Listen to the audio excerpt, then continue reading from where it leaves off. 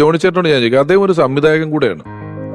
അതും super hit പടം സംവിധാനം ചെയ്ത് അങ്ങനെയല്ല. അത് വാത്സല്യം പോലൊരു സിനിമ നമുക്ക് എല്ലാവർക്കും അറിയാമെങ്കിലും ചില കാണുന്ന പുതിയ ആളുകൾക്കെങ്കിലും വാത്സല്യം എന്ന സിനിമയെ കുറിച്ച് നമ്മൾ അറിയുന്നുണ്ടെങ്കിലും അതിന്റെ സംവിധായകൻ കൊച്ചിൻ ഹനീഫയ്ക്കാണെന്നുള്ളത് അറിയാത്ത ആളുകൾ ഒരുപക്ഷെ നമ്മുടെ ഇടയിലുണ്ടാവും.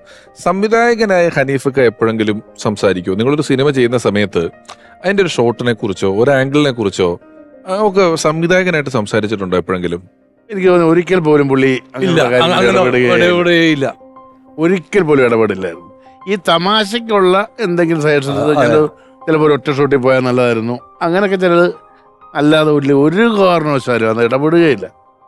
പിന്നെ എനിക്ക് ഈ പറഞ്ഞ അനീഫ്ക്കയുടെ ചില സിനിമകൾ, ഞാൻ എപ്പോഴും പറയാറുണ്ട്, അനീഫ്ക്ക കഥാകൃത്തായിരുന്ന കുറേ കാലഘട്ടമുണ്ട്. ഇതിഹാസം ഞാൻ നമുക്കറിയാലോ, ഒരു വീട്ടിൽ DGP Naseer sir, police commissioner സോമേട്ടൻ മോൻ, പബ്ലിക് പ്രോസിക്യൂട്ടർ സുകുമാരേട്ടൻ, വേറൊരു മോൻ, ഒരു വലിയ സ്റ്റെപ്പ് ഉണ്ടാവും. ഞാനത് ചോദിച്ചിട്ടുണ്ട് അനീഫ്ക്കയോട്.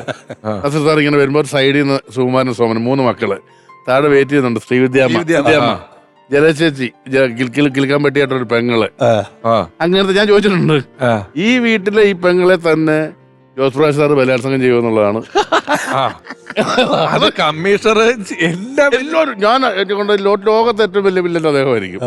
ഇവിടെ തന്നെ പോയി ബലാത്സംഗം ചെയ്യേണ്ട കാര്യമുണ്ടോ എന്ന് ഞാൻ അനീഫ്ക്കയോട് ചോദിച്ചിട്ടുണ്ട്. അനീഫ്ക്ക ചിരിക്കും. ഈ അനീഫ്ക്കക്ക് ഈ വക്കീലുമാരിലും ജഡ്ജിമാരിലൊക്കെ കൈവശം കൊടുക്കും. ഞാൻ പറഞ്ഞാണ്, നിങ്ങൾക്കത് കൈവശം നടന്നില്ല. എല്ലാ പടത്തിലും കോടതിയും വക്കീലും ഉണ്ടാവും. ആ വാത്സല്യത്തിലെങ്കിലും ഈ സിദ്ദിഖാക്ക് വേറെ എന്തെങ്കിലും ജോലി കൊടുക്കാഞ്ഞില്ലേ? അപ്പൊ പുള്ളി ഒറ്റ ചിരിയായിരുന്നു. വക്കീല പഠിച്ചിട്ട് മറ്റേ പറ്റിക്കലാണ്. അതെ.